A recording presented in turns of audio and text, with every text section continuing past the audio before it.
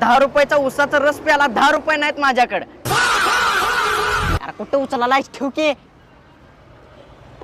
काय सगळी पैसेच करायला घरातले पैसे करतात बाहेरले पैसे करतात.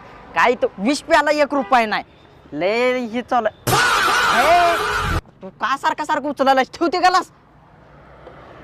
हॅलो मग काय लय हाल चालू आहेत. काय पैसा 1 रुपया राह नाही माझ्याकडे. लय हिर चालू आहे रे बाबा.